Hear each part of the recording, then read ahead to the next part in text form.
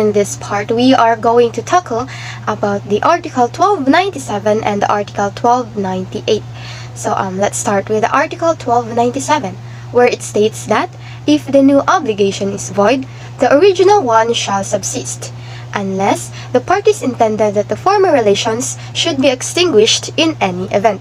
So Article 1297 states that pag ang bagong obligation daw is like invalid or unlawful or inexistent, then the original one or the first obligation shall subsist, unless the parties intended that the former relation should be extinguished in any event. So let us have here effect where the new obligation is void. So the general rule is that there is no novation if the new obligation is void, and therefore the original one shall subsist for the reason that the second obligation being inexistent, it cannot extinguish or modify the first obligation. So, as what you have read and what was stated in Article 1297, that the original one shall subsist if the new obligation is void or invalid, meaning there is no novation and the old or original obligation will not be extinguished for the reason that the second obligation is inexistent or it cannot extinguish or modify the first obligation since it is an invalid obligation. So we have here the example. So, Brian is indebted to Ann in the amount of 1,000 pesos. Since Brian cannot pay his debt, Brian and Ann entered into a new contract whereby Brian will kidnap and kill the enemy of Ann, and the latter will consider Brian's debt extinguished. In this case, the original obligation of Brian and Ann shall subsist, because the new obligation of Brian to Ann is void. Since killing is unlawful, then automatically the novation is void. Okay, then the next is effect where the new obligation is voidable. So what if the new obligation is voidable? So when the new obligation is voidable, meaning it remains to be valid and binding until it is annulled, then the old obligation is novated.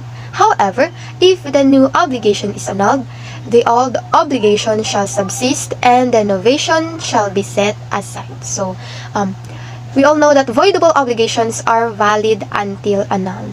So, the old obligation is still novated because voidable obligation is still valid until it is annulled. But, by the time that it is annulled and was declared as void, then the novation must be considered as not having taken place. So, if not yet annulled, the novation can take place because the obligation is still valid. So, we have here the exception of the Article 1297, where it states that if there is an agreement between the parties that even if the new obligation is invalid, the old obligations shall still be extinguished in any event, then the said obligation shall be extinguished. This is equivalent to waiver or remission of the obligation. So, the exception to Article 1297 is that unless the parties intended that the former relations should be extinguished in any event.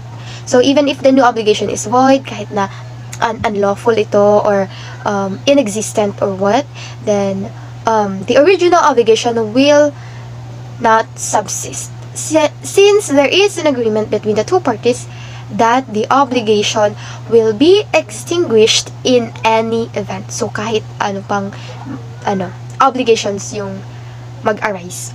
Next is, we have here the Article 1297, where it states that the novation is void if the original obligation was void, except when annulment may be claimed only by the debtor or when ratification validates acts which are voidable.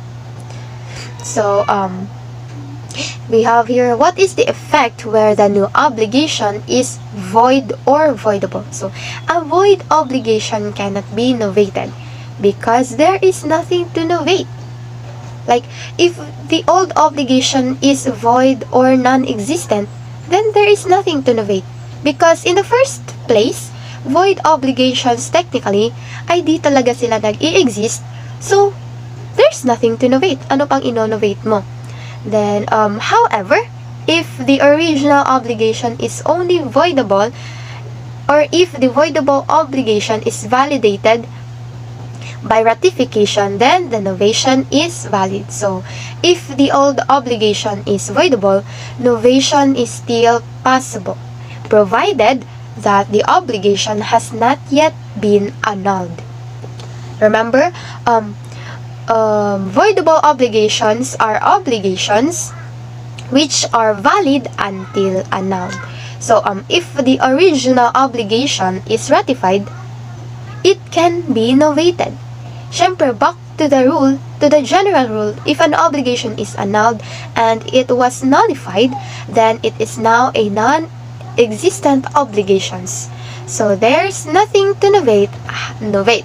However, if kabaliktaran naman, so if na-ratify na ang isang obligation, then it is cleansed of its defects from the beginning as if hindi siya voidable. So, it can be novated, obviously.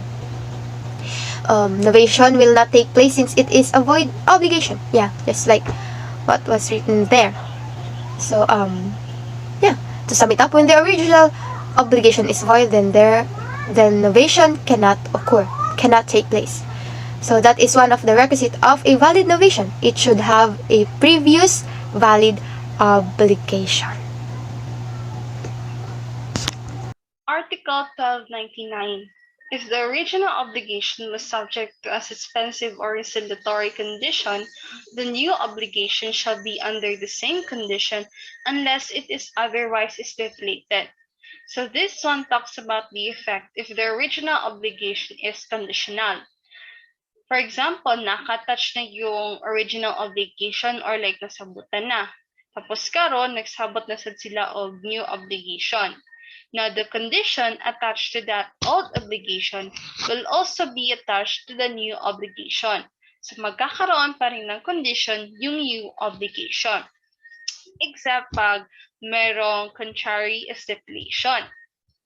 Now, merong presumption where original obligation is subject to a condition. So, if the first obligation is subject to a suspensive or rescindatory condition, the second obligation is deemed subject to the same condition unless the contrary is stipulated by the parties in their contract. Now, for example, sa suspensive condition, merong mag-ina, si mother and daughter. Now, karon nagsabot sila na pag nag-deal si daughter, palitan siya og new phone.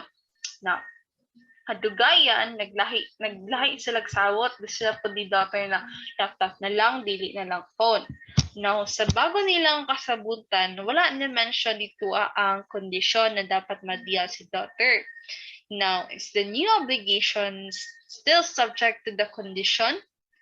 The answer is yes, kay wala man sa giingon sa mother na pag di na ma-deal kay palitan gyapon siya. Unless the mother clearly stated that. Article 1300. Subrogation of a third person in the rights of his creditor is either legal or conventional.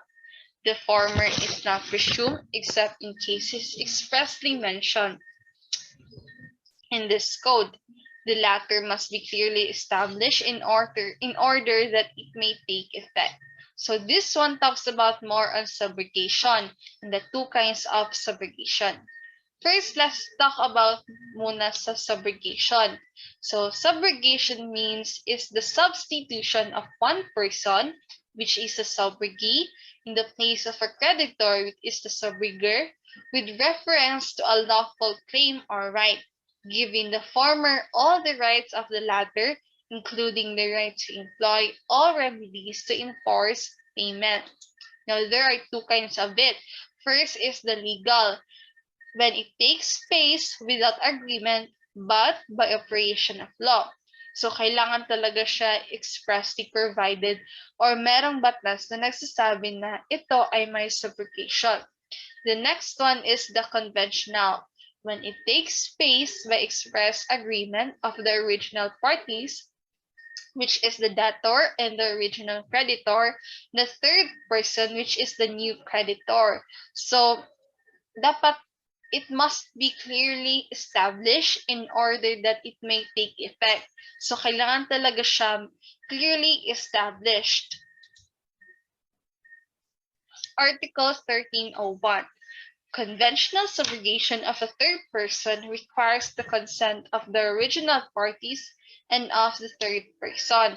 So this one talks about the consent of all the parties that are required in conventional subrogation. So in in conventional, it means by agreement of the parties.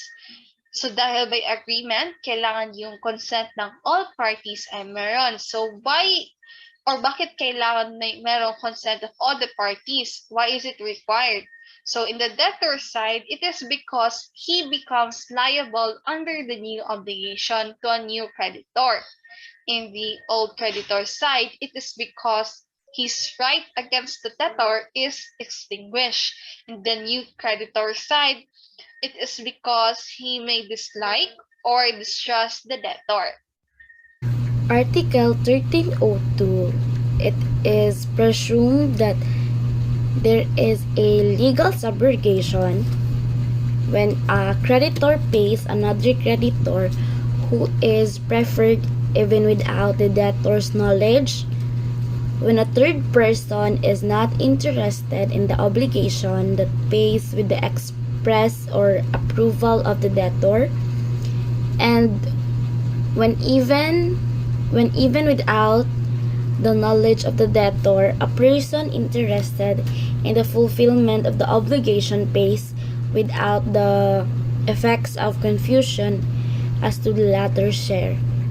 So it means kapag binayaran ng isang pinagkakautangan ng ibang pinagkakautangan na mas pinili na kahit na hindi nalaman ng may utang. Kapag ang isang pangatlong tao na hindi interesado sa obligasyon ay nagbabayad ng mas malinaw o lihim na aproba ng may utang. And kapag kahit na walang kaalaman ng may utang, ang isang taong interesado sa katuparan ng obligasyon ay nagbabayad ng walang pagkiling sa epekto ng tungkol sa bahagi ng huli. The Article 1303 states that subrogation transfers to the person subrogated the credit with all the rights appertaining either against the debtor or against the third person, that the guarantors or the possessors of mortgages subject to the stipulation in a conventional subrogation.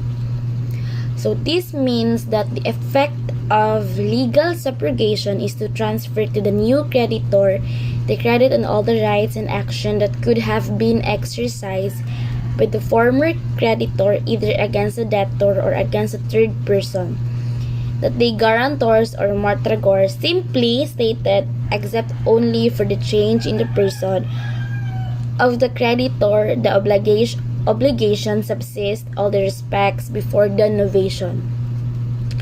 So if the credit transfer to the new creditor is a subject to a suspensive condition, the creditor cannot be collected until after the fulfillment of the said condition.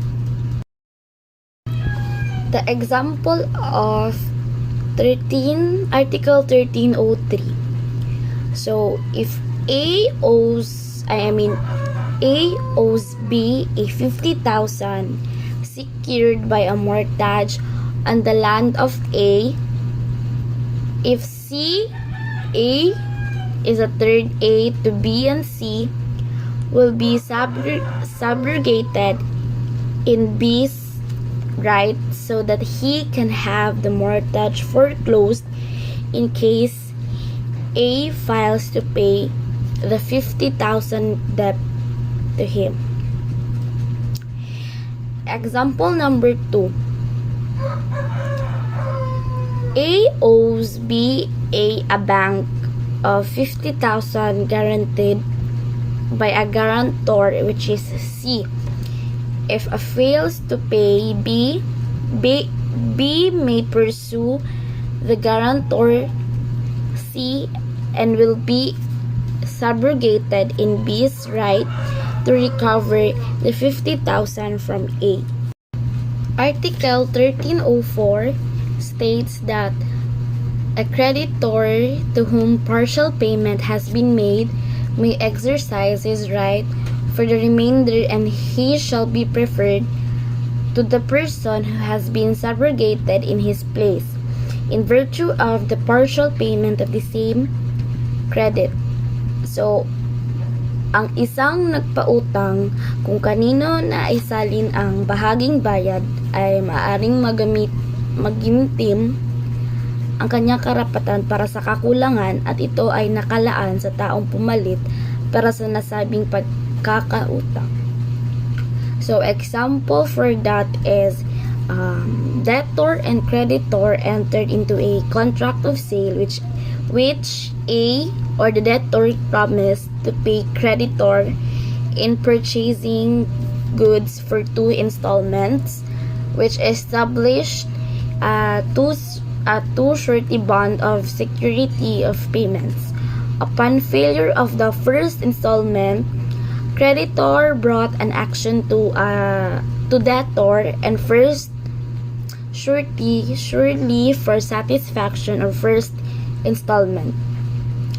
Creditor also failed in the second installment, so debtor failed in the second installment, so creditor brought again an action to the debtor and second for satisfaction of whole obligation.